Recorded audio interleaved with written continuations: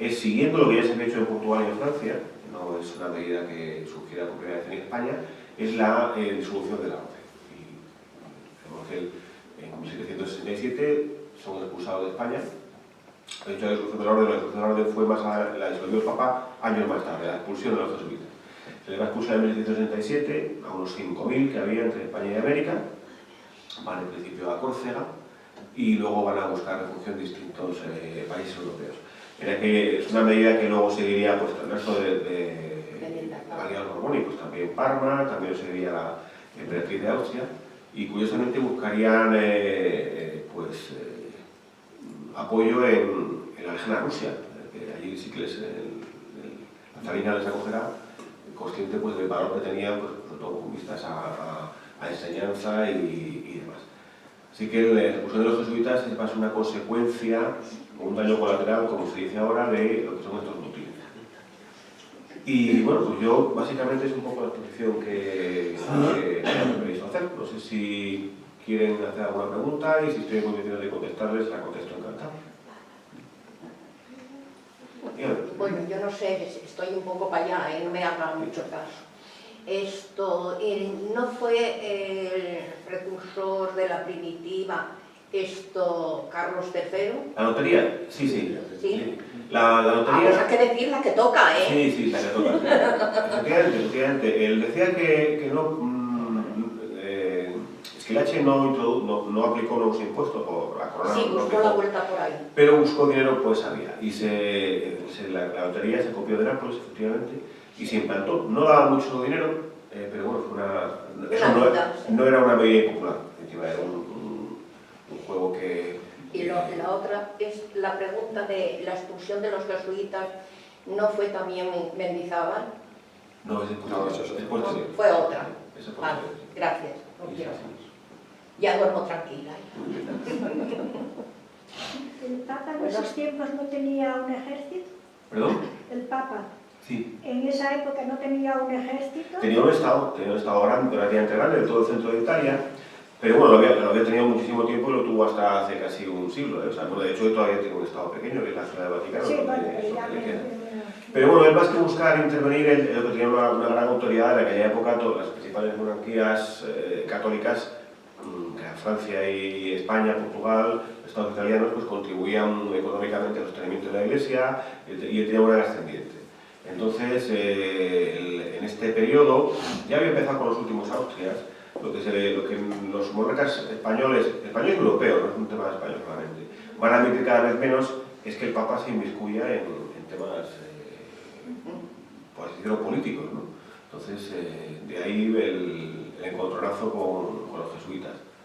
Por así decirlo, ese enfrentamiento entre el rey, que era un hombre muy religioso, Carlos III no era en absoluto anticlerical, y el papado, pues se traduce en una patada en la espinilla de los jesuitas, ¿no? ¿Y Campomanes, que era ministro?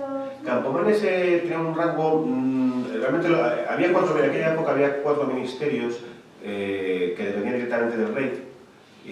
Uno sí que ocupaba Schillaci, que se hace cargo de crear ejército y hacienda, Grimaldi de Estado, y había otros 2 ministros, uno de Marina e Indias y otro de Gracia y Justicia. Y estos estaban en los bajos del Palacio Real.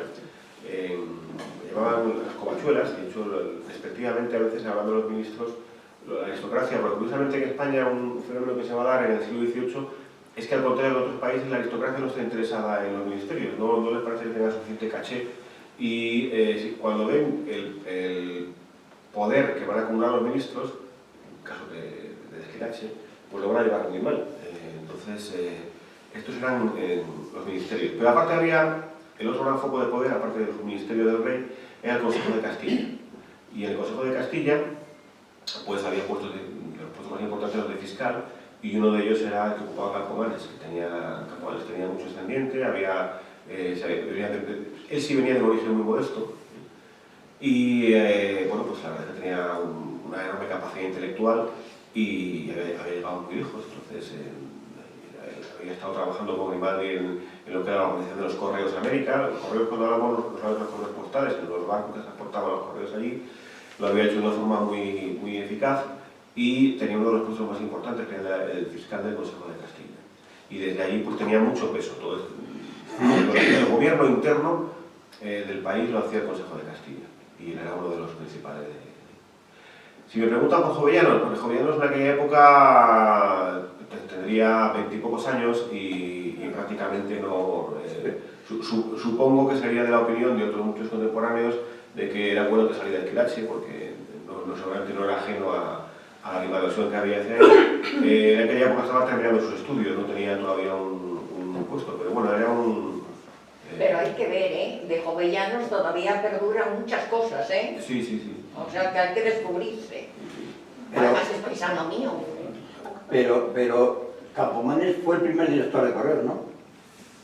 El director de Correos... Según Sí. una conferencia o una charla en que se le hizo un homenaje en Correos, y ahí, que estaba yo, han dicho que había sido el primer director de Correos que le dijeron que funcionaba, entonces estudia mejor las cartas que funcionaba ahora, se le dijeron al director de Correos. Pues probablemente. El cargo de director de Correos le correspondía al secretario de Estado, que era Grimaldi.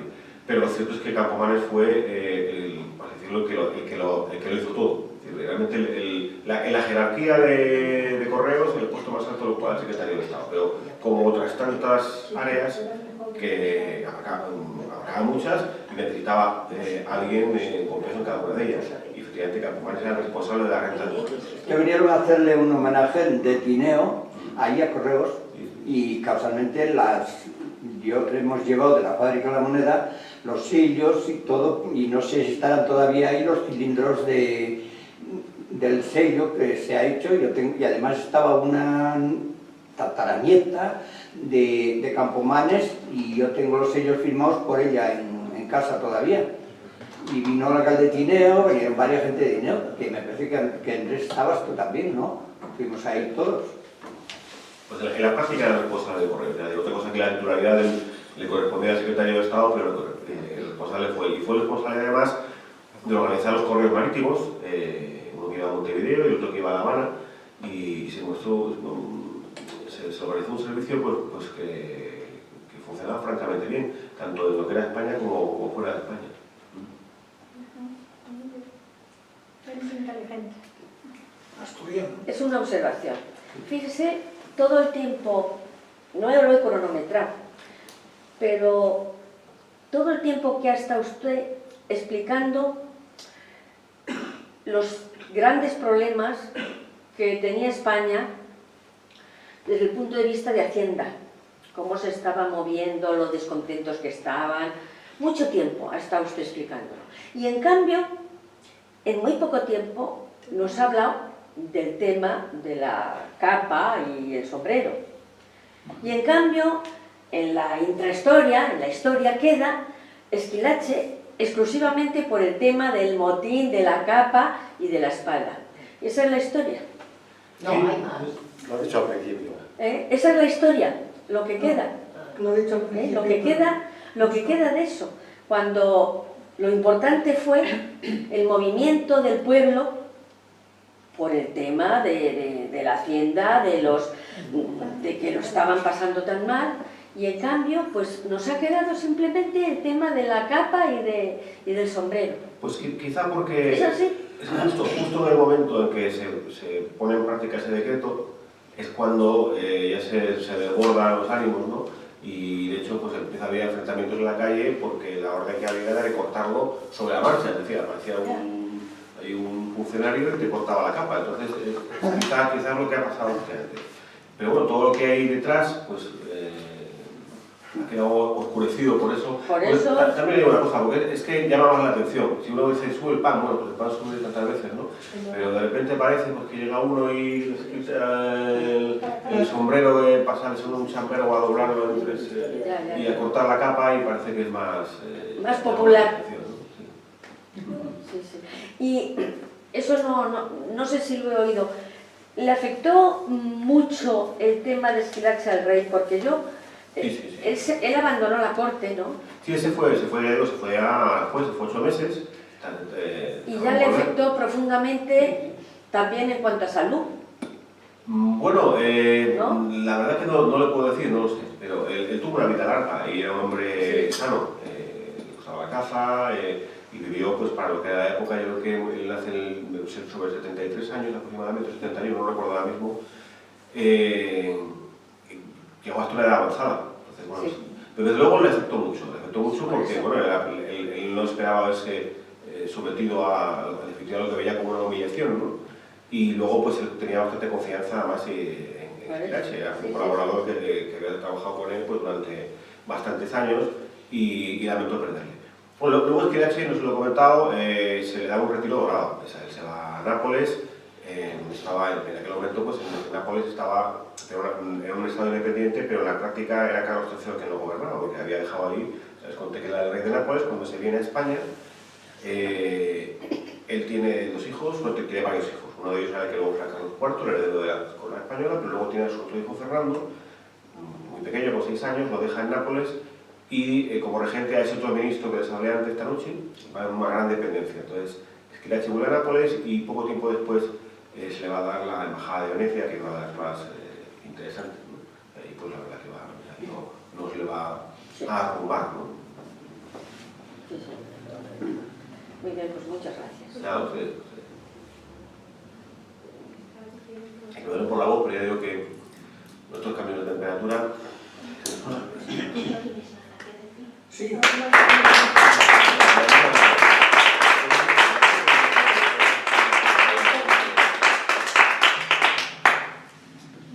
Bueno, ha estado muy bien, muy interesante y realmente yo lo que ignoraba es que eso de cortar la capa y todas esas cosas se lo hacía. No es que era una orden de decir tiene usted que cortarse la capa, no, es que iban con la tijera y... Lo ordenaban, pero para dar ejemplo y escarmentar, había quien pillaban y decían, pues como la medida la gente voluntariamente no lo hacía, pues el procedimiento había. Eso sienta mal, que te corten una cosa, una prenda. Sí, no, claro, hay gente que lo consideró una humillación también y... Claro, eso sí, si nos cortan el fabrico. Bueno, pues... Claro, Claro, exactamente, sí. Bueno, ahora se llevan tantas modas que podría valer, ¿no? Que se parecía un poco al ministro de Hacienda que tenemos ahora. Sí, por eso digo que los ministros de Hacienda yo creo que son todos de mi acuerdo, No son familia. eficaces y poco simpáticos. Yo creo que es un tema que... Bueno, pues gracias al ponente, gracias a los asistentes y para la próxima pues seguiremos porque seguramente habrá más temas preparados. Muy bien, pues ¿De nada. acuerdo? Muchas gracias.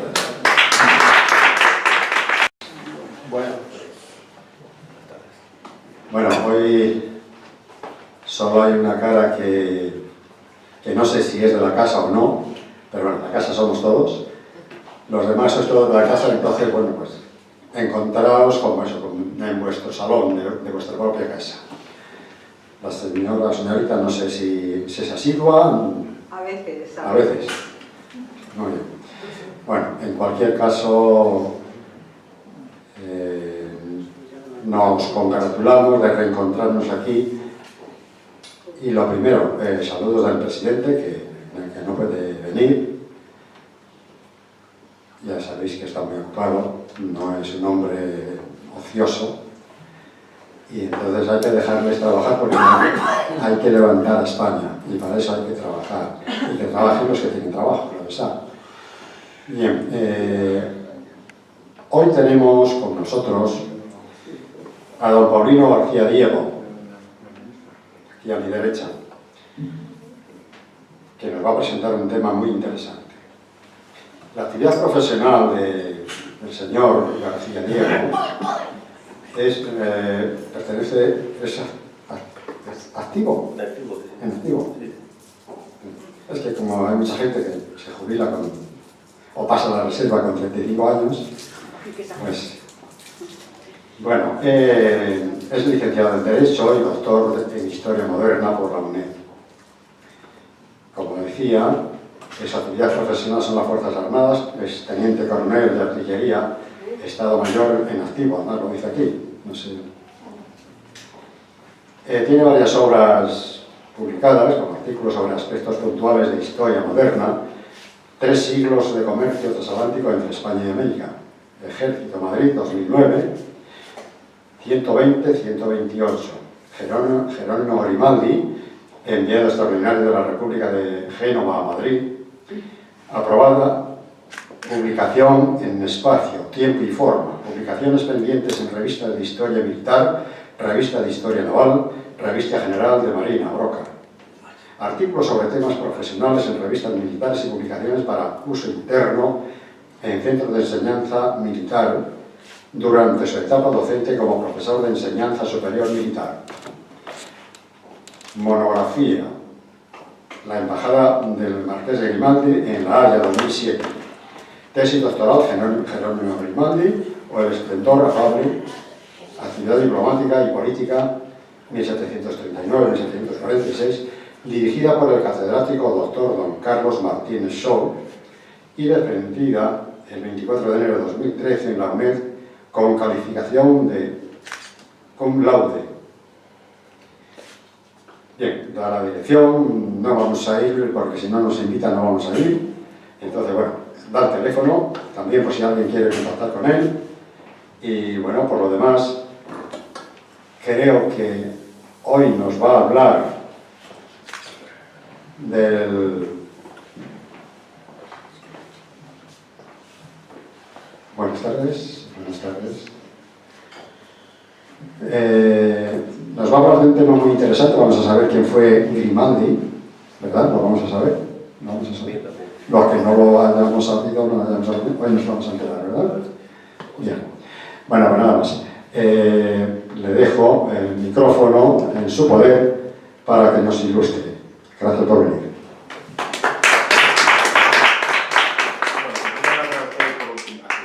Y a la dirección por darme una oportunidad que la verdad se suscitó a raíz del reciente fallecimiento de mi madre, bueno, ya en el mes de agosto. Yo soy natural de Gijón, llevo bastantes años fuera de Asturias, pero pues, precisamente a raíz de de su fallecimiento, pues ordenando cosas por casa, pues encontré desde correspondencia hasta pues, todo tipo de fotografías de cuando ya había venido a Argentina y mantuvo una excelente opinión de los centros asturianos, ¿no? Mi familia, es originaria de Puerto de Caso, prácticamente emigró toda América. Mi madre fue de las pocas que retornaron y siguió haciendo aquí su vida.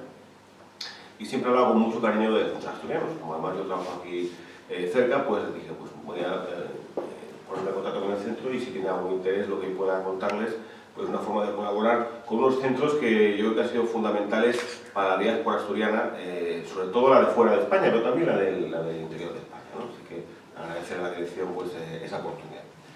Yo soy un aficionado a la historia, básicamente, o sea, que realmente pues, no es mi actividad profesional principal y me he especializado, por así decirlo, en los ministros italianos de Carlos III. Tienen que disculparme por la voz porque estoy saliente del IPE y seguramente pues, no, la pronunciación será peor de lo que cabría esperar. Hay dos ministros, como saben, de Carlos III, italianos, y muchas gracias. Después, uno de ellos es Grimaldi y otro es Schillaci. Entonces, el tema de la charla es los sucesos que hace 2 años, en 2016, fue el 250 aniversario de los motines de Schillaci, con unos sucesos que yo creo que se han divulgado como algo popular, como una especie de levantamiento de la gente que no quería que le cortaran las capas, ni que le pegaran los sombreros, y contra medidas abusivas y demás, pero que yo creo que tiene bastante más enjundia detrás y bueno, voy a intentar pues, aquí darles mi punto de vista. Ya luego ustedes pues, lo valoran como les parece. Como decía el director, pues Schillaci es contemporáneo de Grimaldi, que es el otro ministro italiano, que realmente es la especialidad que yo tengo, más que Schillaci, pero bueno, realmente su paso por la política fue menos traumático que el caso de Schillaci. Así que si les parece, vamos a empezar primero hablando del personaje. Se llamaba Leopoldo di Gregorio, el marqués de Schillaci, que es un pequeño pueblo de Sicilia, y se le concedía el marquesado pues, ya cuando tenía sus 50 y tantos años. Este hombre va a nacer en Génova, casualmente lo mismo que el otro gran ministro de Carlos III italiano, que es Grimaldi. Y bueno, pues no se sabe mucho de su infancia. Su familia se traslada a lo que era entonces el Reino de las Dos Sicilias, a Nápoles, donde justamente pues aparecería muy joven, con 18 años, el que luego sería Carlos III. Y saben ustedes que Carlos III, como se suele decir, vino aprendido a España. Él había sido antes rey de Nápoles y antes había sido gran duque de Toscana y de Parma, o sea, tiene una experiencia de casi 30 años de gobierno cuando llega a España, lo cual también nos ayuda a entender pues, las virtudes que tuvo como gobernante, que se ha grabado y con justicia, ¿no? Bien, pues en ese momento el joven Carlos es el rey de Nápoles. Ahí le habían, por su padre Felipe V y su madre habían intentado colocar a los hijos en distintos tronos europeos. Saben que España en la Guerra de Sucesión había perdido parte de sus territorios y se puso en marcha una política tratando de colocar a la familia. Uno de estos era Carlos VII de Nápoles y III de España. Y bien, volvamos entonces a Squillace. El pueblo de Gregorio, lo que sabemos es que era un hombre avispado, era un comerciante pues, que rápidamente prosperó.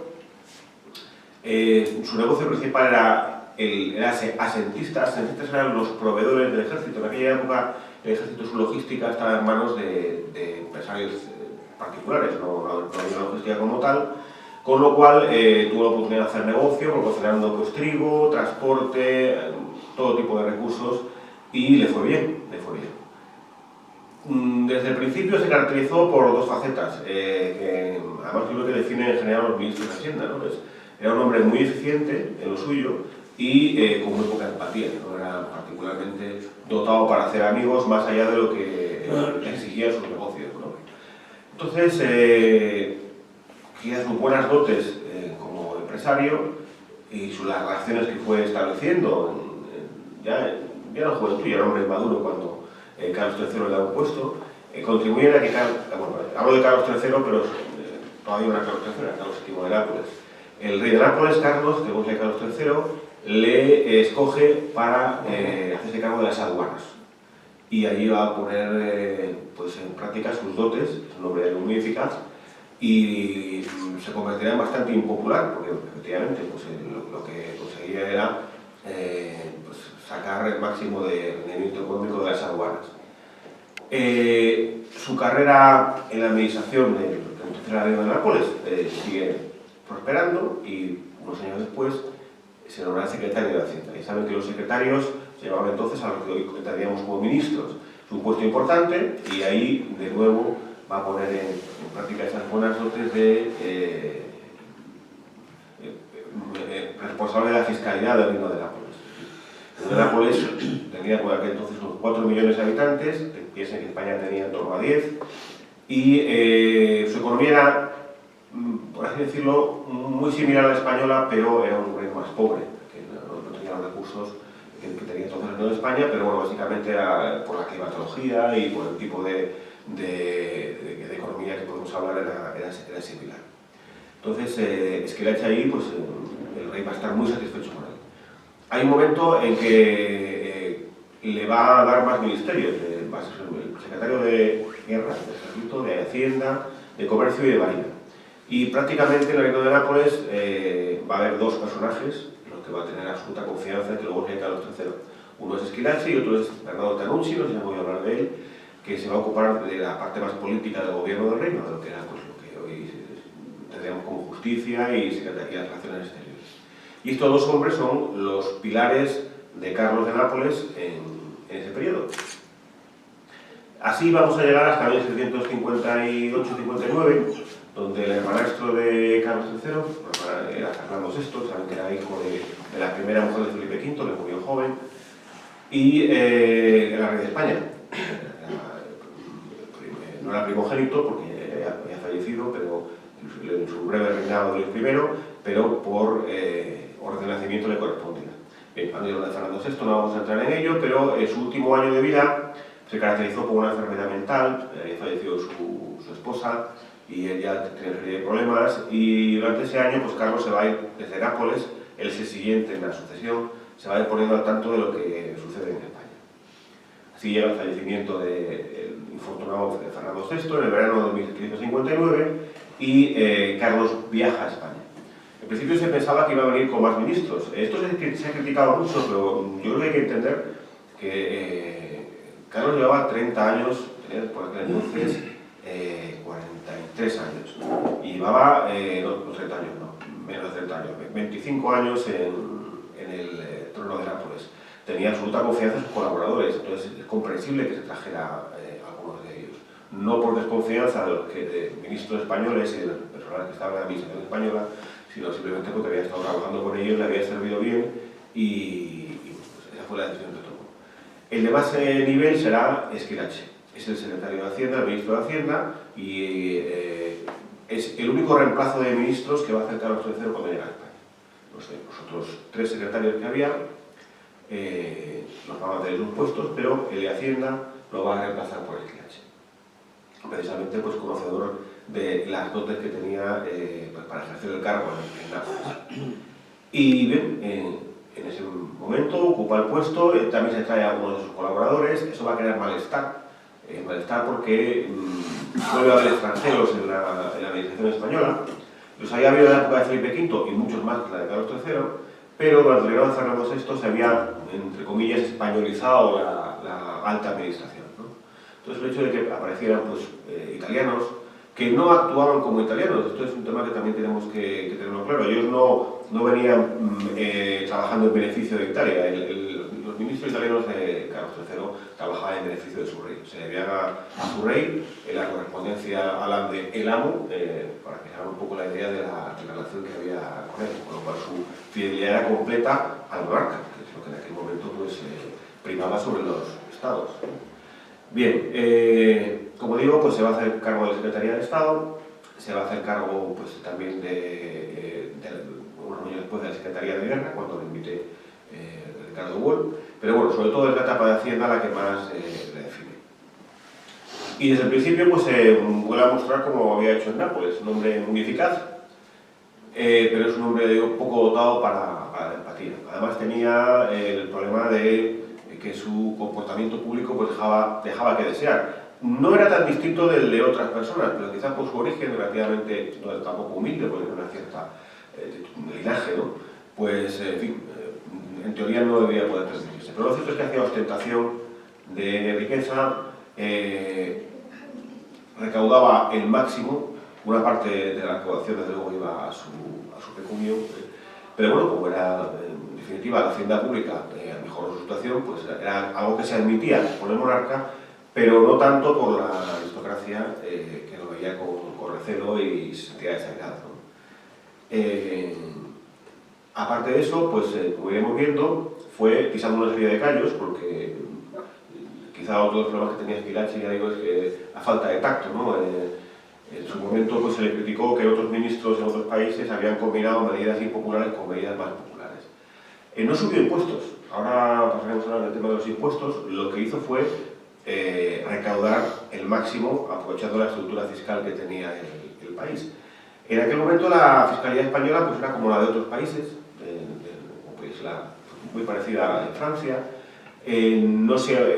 al final pues, todo recaía en general en las capas más bajas, más modestas de la sociedad, porque la Iglesia y la nobleza se consideraban parte del Estado, y así era, es decir, ellos consideraban que no tenían que pagar impuestos, o no tenían que pagar muchos impuestos, porque ya estaban haciendo funciones de beneficio del Estado, administrando justicia, cumpliendo lo que eran las directrices del rey, porque pienso que en aquella época la administración era mínima, aunque se habla pues, de centralismo de los borbones y demás.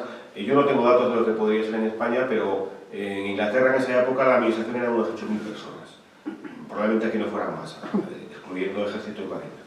La administración era muy débil, con lo cual se apoyaba en los nobles y en la Iglesia. La Iglesia aparte hacía una función social de asistencia a los necesitados. En fin, esto viene a justificar por qué la aristocracia y la Iglesia pensaban que ya cumplían con sus obligaciones con el monarca con esas funciones, aunque también pagaban impuestos, ¿no? Pues como decía, fue buscando todas las vías de conseguir más dinero. ¿Y por qué se buscaba conseguir más dinero? Carlos III fue un rey que particularmente gastaba dinero. Bueno, él se encontró con una crisis cuando llegó a España. Cuando llega en 1659 había una guerra mundial, prácticamente lógicamente implicaba a todos los países europeos. Fernando VI había conseguido mantenerse neutral, pero lo cierto es que era ya un momento muy difícil, porque era una guerra que había implicado inicialmente a Inglaterra y a Francia, que afectaba sobre todo al comercio, y en el transcurso de la misma pues, se apresaban barcos españoles, barcos de comercio, barcos pesqueros, había habido muchos incidentes. Y Carlos, quizá con un asesoramiento erróneo, no tanto por intervenir en la guerra, sino porque justo va a intervenir cuando ya estaba perdida para Francia, pues a última hora va a participar en la guerra, que para España dura unos meses, para el resto de Europa dura más de 7 años, y que supone pues la pérdida de la frontera y a cambio pues, la adquisición de lo que sería luego el enorme territorio de la Luisiana en Estados Unidos. Pero bueno, hay un gasto importante que hubo que reponer, y luego por otra parte Carlos III se sintió obligado a pagar parte de las deudas que tenía la corona española. La corona española tenía una enorme deuda de la época de los Austrias, que solo se había ido disminuyendo, deuda con particulares, que solo se había ido disminuyendo a base de hacer quitas de la deuda, es decir, cuando en un momento determinado dice, bueno, te debo 1 millón de reales, pues se va a convertir en medio, y así efectivamente se va reduciendo, pero eso no era la forma de hacerlo. Entonces él va a querer disminuir esa deuda, pero pagándola, lo mismo que la que había adquirido su padre. Felipe V también adquirió una importante deuda, y Carlos III va, como digo, a intentar pagar parte de la deuda. Por eso le achaca, dice, bueno, pues aumentó los gastos de la Casa Real. Pues no es que los aumentara, es que la Casa Real tenía unas enormes deudas y él intentó liquidarlas al principio. Bien, todo esto, la interrupción de la guerra, el intento de disminuir la deuda, van a contribuir a que se trate de aumentar los ingresos. Los ingresos en algunos impuestos ya estaban al máximo, porque ya la gente pues realmente no va a pagar mucho más. Entonces, en otros es donde se va a tratar de obtener más. Uno de ellos fue con la Iglesia. La Iglesia, pues, con una confesión papal, se obligó a sí misma, tenía una buena relación con el rey, había una relación en la que entre monarquía e Iglesia había contraprestaciones mutuas, y el Papa aceptó que el producto de la mayor casa diezmera de cada parroquia fuera a la corona del Estado. Saben que se pagaba el diezmo, el 10% de las cosechas, y bueno, pues esto es un compromiso que adquirió el Papa poco antes de que llegara Esquilache. Pero ¿qué sucedía? Que la administración del impuesto corría a cargo de la propia Iglesia, con lo cual la defraudación era tremenda, ¿no? Entonces Esquilache, la primera medida fue pasar la administración del impuesto al Estado, y se multiplicó por 7 la recaudación. Eso fue una medida muy eficaz, pero el disgusto, como puede imaginarse, en la Iglesia fue mayúsculo, claro, porque tenía una medida importante de dinero.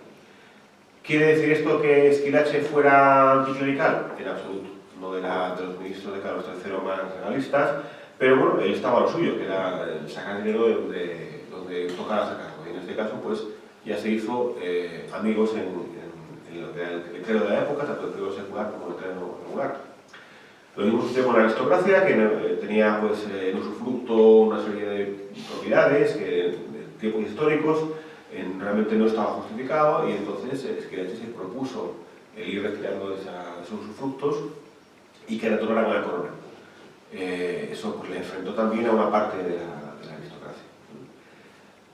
Y luego, el problema principal, que justo en el momento en que él va a tratar de sacar el máximo rendimiento al resto de los impuestos, que afectaban pues, al 90% de la población, que eran campesinos, que eran artesanos, se va a producir una situación no debida al ministro ni a Carlos III, de, por una parte, una inflación importante. La primera mitad del siglo XVIII los precios se habían mantenido constantes, y de repente, pues, cuando llega la segunda mitad, empiezan a subir los precios.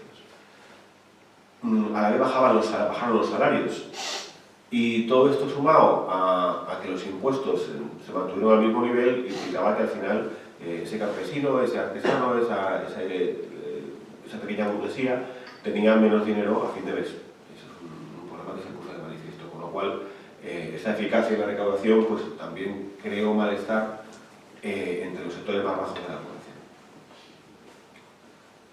En cualquier caso, el hecho determinante no sería las capas de los sombreros, sino sería una crisis agraria. Había una medida que estaba demandada desde hace bastante tiempo. Entonces, en esta época es lo que se llama el Antiguo Régimen, y el Antiguo Régimen, que se parece con la Revolución Francesa, pues pervivió durante muchos siglos, y si pervivió, a pesar de que se caracterizaba por la desigualdad entre los hombres y por una situación que hoy no nos parecía admisible, es porque a cambio tenía una serie de medidas de lo que llamamos economía social. Se buscaba, por ejemplo, que el pueblo no pasara hambre. No solo por la benevolencia de los gobernantes, sino por un mero instinto de supervivencia. En el momento en que hubiera que el pueblo pasara hambre, pues podía haber revueltas.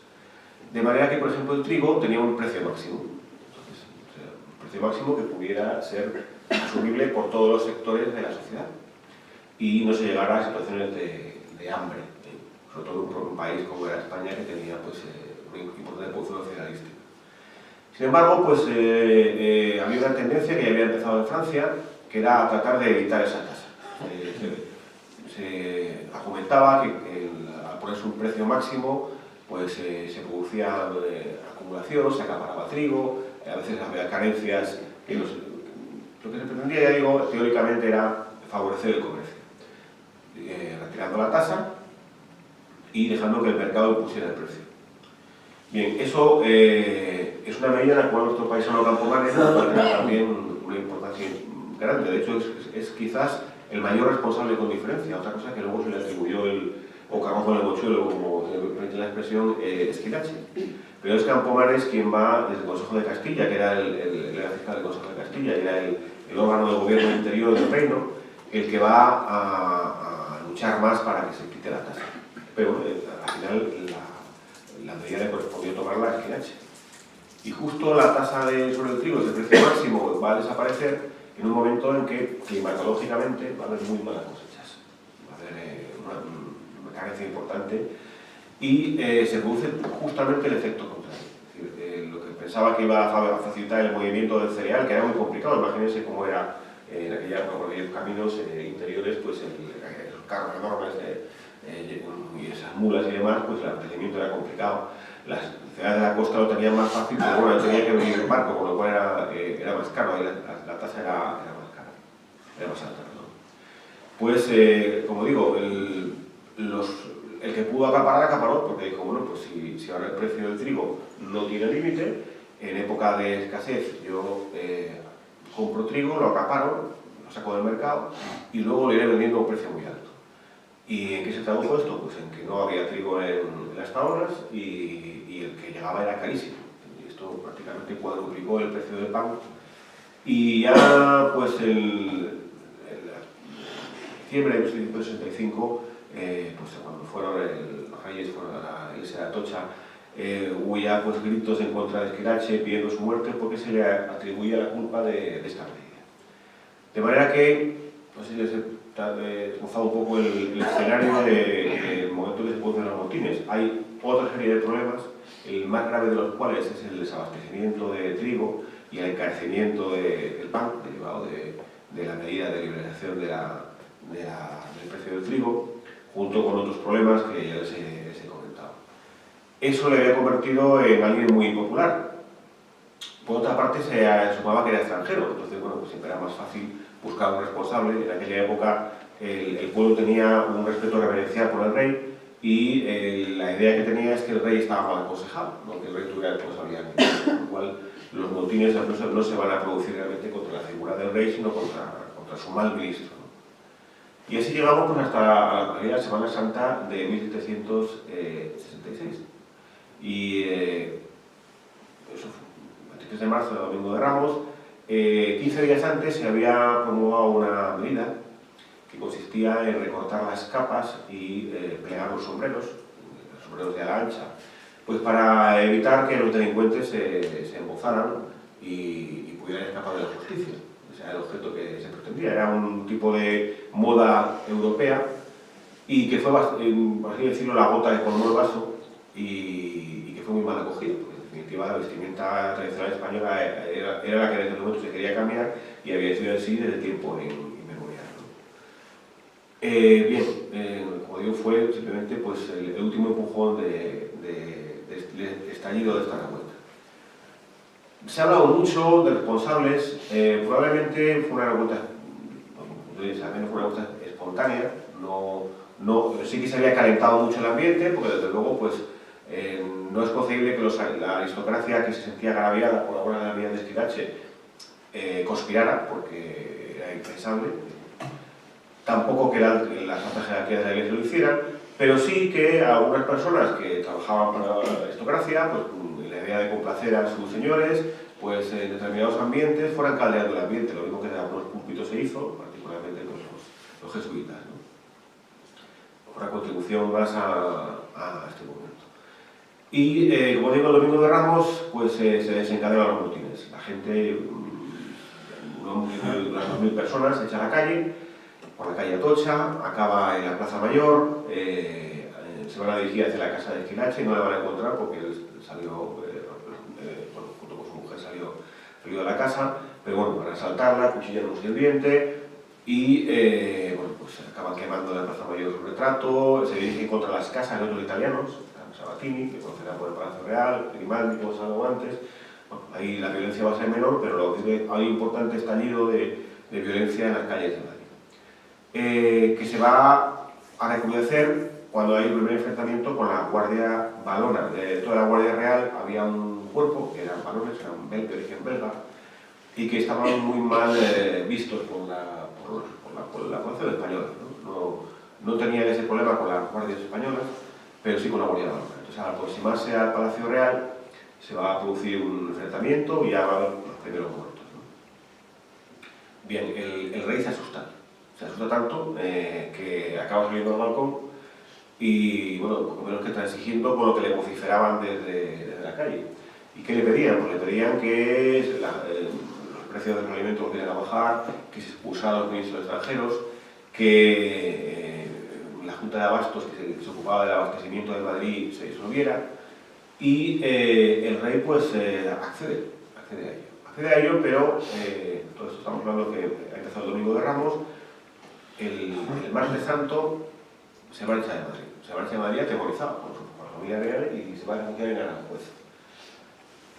Cuando la gente que estaba ya en la calle se da cuenta de que el rey ha salido de Madrid, pues piensa que realmente lo que va a hacer es desdecirse de todo lo que haya prometido y vuelve otra vez a las gradas, todavía con más intensidad por las calles de Madrid. Y así prácticamente va a transcurrir una semana en la cual pues, todas estas medidas se van a adoptar de una manera o de otra, es decir, se va a bajar el precio del pan para que pueda estar a disposición de todo el mundo. La Guardia Valona no va a desaparecer, pero sale de Madrid, se va a Aranjuez con el rey, y Esquilache, pues en poco menos de una semana estaba en Cartagena saliendo hacia Italia. En ese momento se recurre, o sea, a que sería luego, tenía vocación de ser el hombre fuerte del reinado. El otro ministro importante, que era Grimaldi, no tiene suficiente carisma como para poder manejar la situación. Entonces se va a llamar a un hombre, a un noble de formación pues, ilustrada, el conde de Aranda, que en aquel momento estaba en Valencia, y que va a ser la persona que va a lograr reconducir sin violencia los motines. Entonces, Aranda se desplaza a Madrid, es un hombre que tiene muy popular y bueno, pues entonces lo maneja con energía, pero también con habilidad. Una de las medidas que va a tomar, por ejemplo, es habla con los otros nobles, el de la nobleza grande de España, y les va a convencer para que sean los primeros que se corten las capas y se doblen los chambergos, con lo cual en el momento en que la gente del pueblo ve que su propia nobleza son los que adoptan esta vestimenta, pues la medida, que en un momento se derogó, la van a ir adoptando después. Y, como digo, pues va a actuar en varias direcciones, pero siempre buscando pues, apaciguar los ánimos. Los motines no fueron en Madrid, bueno, siempre que hay muertos, obviamente pues son sangrientos, ¿no? Pero bueno, se hablan de unos 40 muertos entre las dos partes, las guardias valonas y los amotinados, 20 de cada lado. Sin embargo, es importante tener en cuenta que la repercusión fue muy superior a lo que era el entorno de la Villa de Madrid. Porque en cuanto llegaron las noticias de lo que sucedía en Madrid, se produjeron repeticiones con menos intensidad en la mayor parte de los casos, pero prácticamente toda España. Aquí ya entramos en el problema de la crisis, esa inflación, ese precio del trigo muy alto, ese desabastecimiento, más que en un problema con Esquilache. Esquilache ya había salido de España y prácticamente, ya digo, en Andalucía, Castilla, en Valencia, en Cataluña y Aragón, y hasta en Oviedo. Un mes más tarde, el 27 de abril, se va también a reunir un grupo de personas ante el regente de la audiencia, que es la principal autoridad civil de Oviedo, para que se tomaran medidas para que bajara el precio del pan y demás. Con lo cual se habla de hasta 200 focos más del motín a lo largo de toda España. El rey tardó 8 meses en volver a la capital. La verdad es que los incidentes desequilibraron mucho lo que fue la política que mantenía hasta ese momento. Se dice que a partir de ese momento, de los motines, pues su actuación va a ser más autoritaria, está por ver, pero lo cierto es que impactó mucho y el ver cómo la gente se echaba a la calle y llegaba hasta el Palacio Real y le exigían una serie de condiciones y realmente yo creo que él vio amenazada a su persona o a la de su familia, aunque nunca fue ese el propósito de los amotinados. Y en ese periodo, quizá la consecuencia de más impacto fue que Campomanes va a poner en marcha la pesquisa para averiguar quiénes habían sido los responsables y llegar a la conclusión, una de las conclusiones a las que se llega es que los jesuitas estaban detrás. Los jesuitas se les tenía en el punto de mira de varios sectores de la propia Iglesia. Había varias tendencias dentro de la Iglesia española y ellos representaban una que era de absoluta dependencia del Papa. El Papa no tenía en aquella época reparo en intervenir en asuntos que no eran exclusivamente espirituales, sino también políticos, y entonces las monarquías absolutistas del periodo estaban completamente en contra. Ya habían estado también los Habsburgos, ¿no? Es decir, lo que quería es que el Papa se ciñese a lo que eran aspectos espirituales, no a otros, ¿no? Y en este aspecto los jesuitas actúan con mucha más lealtad hacia el Papa que hacia sus obispos, hacia las autoridades eclesiásticas españolas, los obispos, que estaban más ligados al rey, aunque no lo fuera porque la legislación pasaba por él, ¿no? Bien, una de las medidas que se va a adoptar a raíz de esa pesquisa